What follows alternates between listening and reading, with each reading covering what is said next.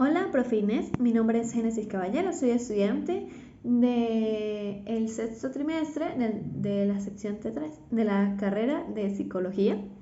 En este caso, la materia de inteligencia emocional electiva. Esa actividad se trata sobre analizar el libro de Daniel Goleman.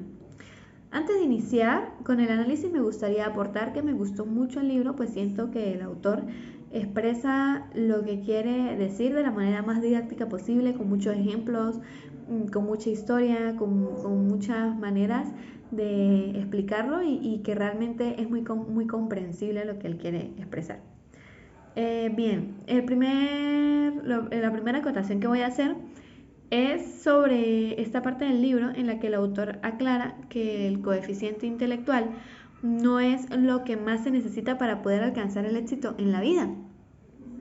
Y él presenta varios ejemplos al respecto sobre esto. El primer ejemplo que presentó es el de un compañero de estudios que era pues eximido en su clase, pero era demasiado desorganizado con su vida, no dormía bien y por lo mismo, por esto no obtuvo el éxito que todo el mundo pensó que iba a tener, que realmente esto no solamente es necesario ser inteligente o no solamente la inteligencia se basa en la capacidad que tiene una persona para poder resolver un examen o aprender las cosas. Por su parte, otro ejemplo que expresa el autor es el de un estudio que se realizó en Harvard a 95 estudiantes. En este estudio se demostró que aquellos estudiantes que tenían notas altas no alcanzaban el éxito laboral que pues se esperaba de ellos dado sus notas altas. No alcanzaban puestos grandes dentro de la empresa ni éxito en general pues. Pero aquellas personas que obtenían notas más bajas pues en comparación a sus compañeros sí alcanzaban, sí lograban tener un éxito no solamente laboral, sino también un éxito social, lograban tener mejores relaciones de pareja, etc. ¿Cuál era la finalidad de estas investigaciones? Y era demostrar que no dependía únicamente que la inteligencia iba más allá. Otra investigación, investigación sí, que menciona el autor, es la investigación que se le hizo a unos estudiantes de un pueblo, de un barrio de Massachusetts. Fueron 450 estudiantes y sucedió lo mismo, que aquellos que tenían una mejor resolución de las cosas, mayor sensibilidad social, habían logrado tener mucho más éxito. Sí, esto es lo que menciona el autor en este apartado de este capítulo. Otro punto importante es el ejemplo de la niña Judy. Judy era una niña que, bueno, como mismo le expresa el autor, no era muy expresiva, no era el centro de atención, ni la más popular, ni la más bonita, pero Judy tenía una característica que los demás niños no tenían, y esa característica era que era una niña con una gran sensibilidad social para su edad. ¿Cuándo se comprobó esto? Un día la maestra los hizo hacer un juego que realmente es un test social. Dentro de este juego estaban en una casa de muñecas, tenían que jugar dentro de una casa de muñecas y colocar dentro de la casa de muñecas habían como objetos que tenían la carita de sus compañeros en cada uno, o sea, habían cuadritos con la carita de sus compañeros y los niños tenían que decir en qué área del salón le gustaba más a cada compañero estar y con qué personas le gustaba más relacionarse. Para la sorpresa de la profesora de Judy, tenía un mapa mental del aula en su cabeza, o sea, ella sabía con exactitud con qué personas se relacionaban sus compañeros y en qué lugares les gustaba estar siempre o la mayoría del tiempo. Judy, una niña de 4 años, tenía estas habilidades porque ella fue estudiante de la escuela primaria Elliott Pearson y la escuela primaria Elliott Pearson se encontraba dentro del campus de la Universidad de Turf y en la Universidad de Turf había un proyecto llamado Proyecto Spectrum. El Proyecto Spectrum se trataba de enseñar a los niños, aparte de aritmética y cuestiones verbales, le enseñaban a aprender todos los tipos de inteligencia. Entonces los niños pues tenían desarrollada la sensibilidad emocional.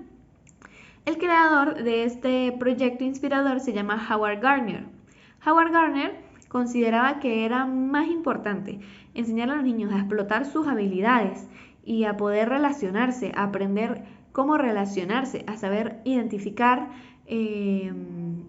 las emociones de los demás, etc., que encasillarlos y clasificarlos o calificarlos con notas. Sin embargo, pues bien se sabe que actualmente eso no se hace aún. Aunque Howard Gardner tenía una idea bastante amplia sobre lo que empezaba a ser la inteligencia emocional y cómo enseñársela a niños para que ellos pudieran pues, ser unas personas exitosas en su futuro, no se centró tanto o no se centró del todo en las emociones. Y bueno, es importante tomar en cuenta eso. Ahora bien, otro gran debate es la emoción y la razón. La psicología y las sociedades siempre se han cuestionado si la emoción tiene que ver con la razón, y evidentemente tiene que ver, porque no hay emoción sin razón, ni razón sin emoción. ¿Por qué se considera esto? Porque muchas veces, anteriormente, se creía que el hecho de tener emoción hacía a la persona débil, una persona que no era capaz de surgir, pero lo que propone el autor es que no es así. Sin razón no hay emoción y sin emoción no hay razón. ¿A qué se quiere referir con esto? Que para poder tener un éxito en la vida hay que ser personas sensibles que comprenden la situación de los demás. ¿Sí? En 1960, otro punto importante que menciona el libro es que en 1960 hubo una revolución cognitiva. Una revolución cognitiva.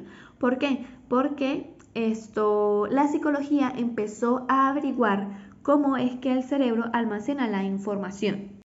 Otro punto que me pareció interesante fue el de Sócrates, el de Conócete a ti mismo. Pues aquí el autor expresa la importancia de las emociones dentro de nuestra vida y que muchas veces las emociones llegan a nosotros y es nuestra decisión saber qué hacemos con ellas, si las gestionamos o nos dejamos arrastrar por ellas.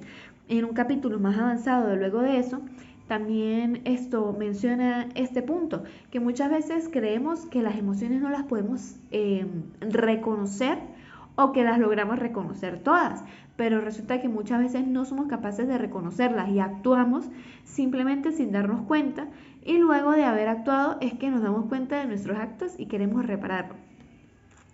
Es importante mencionar esto porque parte de la inteligencia emocional es saber identificar cuándo viene una emoción a mí y que en mí está gestionarla. ¿Sí? Como lo que decía el autor dentro de estos capítulos del libro, la inteligencia va más allá de poder resolver un examen. La inteligencia va más allá de saber cómo hacer un ejercicio de matemática. Es saber cómo solventar los problemas de mi vida, es saber cómo gestionar las cuestiones que me suceden y que van llegando a mí y cómo yo me hago responsable de eso para poder ser una mejor persona con una evolución y con una felicidad. Obviamente la felicidad no es un estado que siempre permanece dentro de nosotros, pero una felicidad estable, una felicidad constante. Tomando en cuenta a su vez, y un punto con el que estoy muy de acuerdo con el autor, es enseñarle a los niños desde pequeños a poder demostrar sus emociones y gestionarlas, puesto que muchas veces creemos que las actitudes de los niños lo hacen con la intención de manipular, con la intención de controlar algo, pero es que son niños, no saben qué es eso. Entonces, la intención del adulto que quiere que su hijo sea una persona exitosa y estable es enseñarlo a gestionar sus emociones, enseñarlo a conocer sus emociones, enseñarlo a saber cómo actuar o cómo enfrentar ciertas situaciones para poder tener estas herramientas para la vida. Otro ejemplo interesante que ideó el autor dentro del libro fue el caso de Jason H. Él era un estudiante que quería estudiar medicina y pues hizo la prueba para poder entrar, pero no quedó, por pocos puntos no quedó y se frustró demasiado, entonces fue a donde su profesor, el que le hizo el examen, y lo apuñaló, pero no alcanzó a matarlo. ¿Qué sucedió aquí? Luego con el caso de Jason, lo que sucedió es que fueron a juicio, obviamente, y descubrieron que Jason realmente no estaba en un estado psicótico cuando sucedió esto, porque él afirma que lo que había hecho era ir a decirle al profesor que se quería suicidar porque su sueño era entrar a medicina y no lo logró. Y quedó impune por eso. Al paso de los años se graduó de médico con honores. El profesor dice que jamás le pidió disculpas y que no logra comprender cómo una persona tan inteligente tuvo la capacidad de hacer algo como lo que le hizo Jason a él. La finalidad de este ejemplo es una vez más demostrar que la inteligencia nos lleva al éxito y que muchas veces una persona inteligente como Jason, una persona capaz de poder graduarse de medicina con honores, no tiene la capacidad de poder gestionar sus emociones de la mejor manera. Entonces, pues muchas gracias por su atención, profe. Espero les haya gustado mi pequeño análisis sobre el libro. Muchas gracias por la recomendación, una muy buena recomendación, y espero tenga un feliz día, noche o tarde. Hasta luego.